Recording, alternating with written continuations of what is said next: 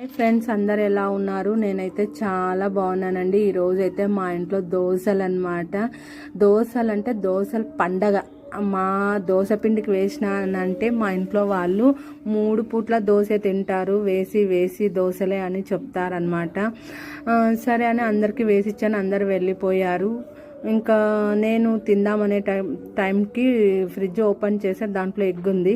సరే ఎగ్ దోశ మనం వేసుకొని తిందామని చెప్పేసి వేసుకున్నాను అనమాట. చాలా అంటే చాలా బాగుంటుందండి. నేను హోటల్కి వెళ్ళినా కానీ మసాలా దోశ, ఎగ్ దోశ రెండూ చెప్పుకుంటాను. చాలా అంటే చాలా ఇష్టం ఈ ఎగ్ దోశ. ఎగ్గుతో ఏ వెరైటీ చేసినా బాగుంటుంది. అదేంటో మరి దానిది మహిమ.